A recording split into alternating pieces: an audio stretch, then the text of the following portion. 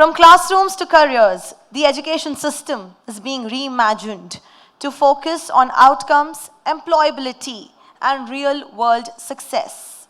To share his insights on how new age learning is making students truly industry ready, please welcome Mr. Rahul Attuluri, CEO and co-founder NextWave. Can we all put our hands together for Mr. Rahul? And I'd also like to invite Ms. Vidhi Maheshwari to kindly join us on stage and share this session. Let's put our hands together, everybody.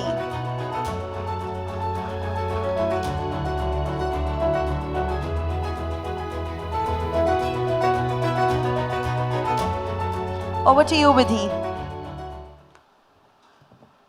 Good morning, everyone, and welcome to the ABP Desam Smarted Conclave. Thank you for joining us. The first conversation, the first session has been extremely insightful, and I think this session is going to be extremely insightful as well. Rahul, you're the CEO and co-founder of NextWave, which is building a large-scale online learning ecosystem, which is transforming students, especially from Tier 2 and Tier 3 cities, into highly skilled software professionals. Now, that is the need of the hour, and like your company says, it is the next wave of education. Welcome to the Conclave. How are you feeling right now? Firstly, thanks for having me here. And I was listening to Chairman's message, and he rightly pointed out on different areas that needs to be solved for. So I'm quite excited to be living in the time of AI, and trying to solve for education is something which is I'm quite excited about, and likewise about the conversation that we are going to have as well. So NextWave started in 2020, and you decided that now students, especially from Tier 2, Tier 3 cities, need to be upgraded, need to have skills that help them become software professionals. How did you identify this gap, and what made you realize that this is actually turning into something that's actually transforming students' lives? So again, just to give a little bit about my background, so I went to IIIT Hyderabad, did my computer science. So back in the day, I wanted to be an entrepreneur. So did try multiple ideas back in college days. Nothing really worked out. So took up a traditional path, like went and worked with companies like Bivin, Amazon as a software developer. But once you have the bug of entrepreneurship within you, so it's no way gonna leave you. So again, quit my job, started something in the cyber security space. During my own stint at the cyber security company, so we had to hire huge bunch of folks as software engineers for ourselves, and went ahead obviously we couldn't afford to have a Google level software engineer or Amazon level software engineer. So we had to go to Tier 2 and 3 colleges to see if if we can recruit good talent coming in from there, only to realize that the quality of skills that the students possessed, especially in Tier 2 and 3 colleges, is far below to what a typical IITian or a IIITian would have. So we started with providing support to these students as an informal support that we started, and in a span of good 6-8 months, we were able to nurture close to 150 people to be job ready, and they went ahead and joined some MNCs. So that was a spark moment for us. So if 6-8 months of training could transform somebody from unemployed status to becoming employed at a cutting edge MNC, so why not bring about this kind of an ecosystem to all of the Tier 2 and 3 colleges? So that was the trigger point for us. Absolutely. And what is the biggest mindset shift that you would have seen? Because I think this is what people need right now to upgrade themselves, to understand softwares, evolve with the industry. So what is the mindset shift? So unfortunately in India, most of them are made to believe that only if they make it to IIT or colleges like it, only then they will have a bright future, which is not the case. So given that the coaching ecosystem has been so ingrained into the ecosystem right from our childhood, so somewhere parents and students tend to believe that either it's a binary, if they make it, they need not do anything, and if they don't make it, then they are nothing. So unless or otherwise we bring about a change in mindset, not just among the students. Ultimately, students are part of the ecosystem. So the message has to be loud and clear in the ecosystem that IIT is good. I mean, no questions about it. But it doesn't mean that if people don't qualify for IIT, it doesn't mean that they are all doors are closed. So I think that mindset shift wherever if you can bring, if you can make sure that students believe in their raw talent and the innate ability that they have. So I think once students start believing their ability and potential, so they have all world around right in their pocket, right? So then they start to dream big, then they start to work towards their dream, work hard, and then they'll achieve whatever they want to achieve. So everyone should believe in themselves, that they're quite capable of achieving something big. It's not meant for some IITian or some NITian, but it's for everyone, right? So if today there is no literal barrier for anyone, right? If I want to, or if anyone wants to build something world class, wherever they are from, so all they need to do is just open their mobile. If they want to build an application, they can build it. If they want to do research about anything, they can do it. If they want to get access to somebody else, they can just do a cold reach out to 100 of them, probably one will respond. So I think everything is accessible. It's just about students believing that they have that ability and potential to become something quite big. Now, with the way technology is evolving, like you said, you can build apps, you can build websites. So now when AI is coding for you, do students really need to spend years in programming, learning how to program? Like, how do you explain to students that they maybe need that information before they actually go and use the AI? How does this work? Sure, I have two perspectives. Say, today, none of us really need to walk literally thousands of kilometers in a day, right? But we need not literally lift weights in our day-to-day lifestyle, right? But still, we choose to go to gym, not because our nature demands it, but it's because for one to stay physically fit, that's something very important, right? So likewise, in the age of AI, right? So programming, writing code, whether you will write it code by hand or not is secondary. But what's most important is what kind of meta skills is programming teaching you? Even for someone to be fundamentally able to use AI, so they need certain cognitive ability to be able to use AI. So even I have AI today, and you have AI, and everybody in this room has access to this cutting edge technology called AI. But the way I use would be very different from how you use and somebody else in this room uses. So programming, the process of learning programming teaches you problem solving. The process of learning programming teaches you how when you are presented with an abstract problem statement, how do you articulate the solution, how do you break down it, how do you decompose it. So there are multiple meta skills which are taught, learned in the process of learning programming. So while I'm sure every student in this room will never have to literally write any line of code once they get into a profession, but the process of learning programming helps them be a better user of AI. So you can't skip that step, obviously. Exactly. So now, with your years of experience, I want to understand, if you had to redesign a traditional engineering program in colleges, what would you change first?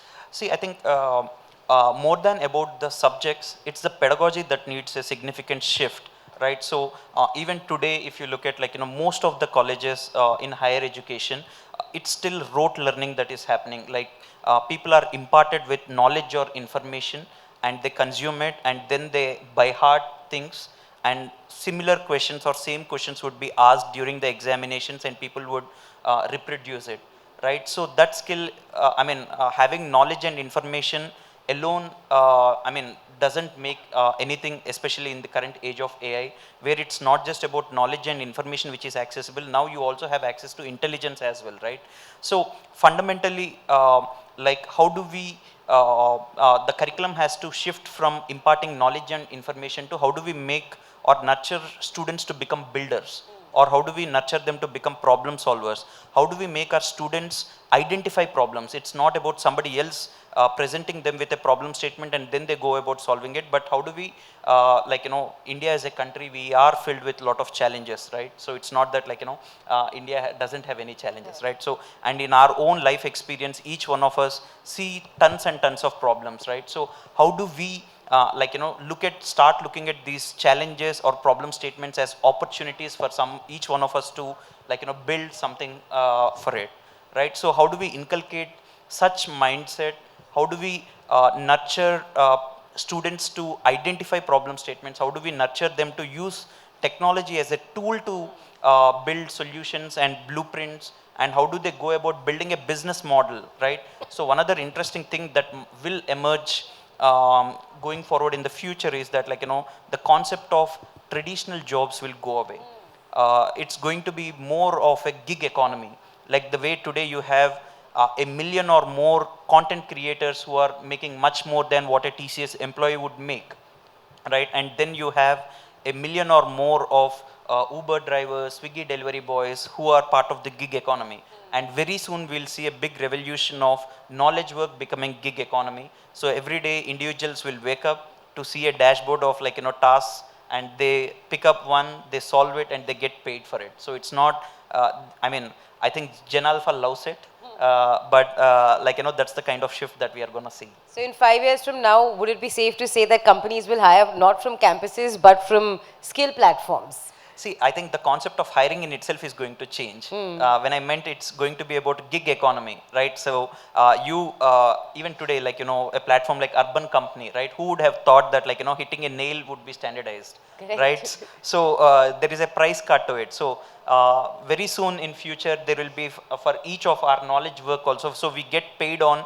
outcome that we deliver, not on basis of, like, somebody is not going to hire and keep continue to pay us like a monthly salary, but we get paid for like, the quantum of work that has been delivered, and you get paid based on work. Like, you pick up a work and get it done in, like, 3-4 years, so you get paid like, 5,000 or 10,000, and then it's up to you to choose if you want to pick up another job or not. Yes. Right? So it will be skill based. Like, so obviously there will not be any question of, like, degrees anymore. So you are assessed or you are hired for a job on basis of, when I meant job, it's a gig job. So you are hired on basis of the skill that you demonstrate. And learning is becoming exciting now. There's so many doors, so many things that one can explore. So I think learning never needs to stop. People need to move on from textbooks as well and explore the world of AI and software and technologies that is advancing.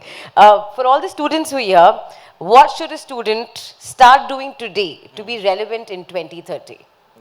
So I think, see, when I was in school, my parents told me, like, if I do well in 10th, you are done for the rest of life. When I was in 11th, my parents told me that, like, if I am done well with, like, my JEE exam, then I am done for the rest of my life. And when I was in engineering, I was told that if I were to do well for the 4 years, then I am done for the rest of the life. And now I keep hearing it, like, once we, like, every couple of years I hear the same thing, right? So it's always about learning to learn. Continuous learning is something which is more important than ever before. So probably my parents' generation, so my father joined a job and, like, he retired in the same job after spending, like, good 30-35 years of experience. But in the current generation, people will materially change to a completely different role, which has nothing to do with what they have been educated or on the prior job, right? So there is a World Economic research which says that, like, the current generation will switch to 7 different careers in their entire span. So when they meant 7 different careers, it's not about, like, me progressing as a manager or as a leader.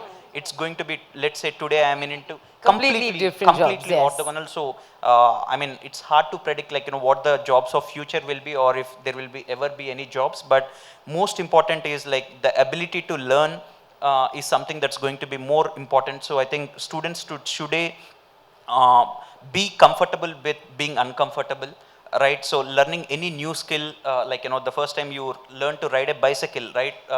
So you feel intimidated by it and you get hurt multiple times, right? So that's how it's going to be, right? So be uncomfortable, like, everybody today feels the same level of uncomfortableness because of AI, right? So if you can embrace that, like, it's going to be the same for everyone, and start like, trying to push yourself to learn the technology and start pushing yourself to apply the technology. I think that's where, like, the real value comes from. So focus on learning and applying as much as possible. And, like, when I meant applying, building stuff and and be an entrepreneur, right? So today, I'm sure Gen Alpha is more on platforms like Instagram, so where they already have massive amounts of distribution already. So the distribution is solved for. So all they need to do is like, pick a problem, build a solution, and then publish it through your social channels, and then see how it unfolds and learn from it and keep repeating the same. Perfect. Thank you so much for your time and your insights, Rahul. It was a pleasure talking to you and having you at ABP Desam SmartEd Conclave. Thank you so much. It was a I thoroughly enjoyed the conversation, and hope I look forward to see many more students picking up the path of entrepreneurship and leveraging AI. Absolutely. Thank you so much. Thank you, Rahul. Your perspective on outcome-driven learning and building truly industry-ready careers has given our students a clear roadmap for the future. Ladies and gentlemen, let's hear it for Rahul one more time. And as a token of our appreciation, we'd like to felicitate you. To do the honors, I'd like to invite Mr. Pradeep Kumar, Input Editor, ABP Desam, to kindly step on stage.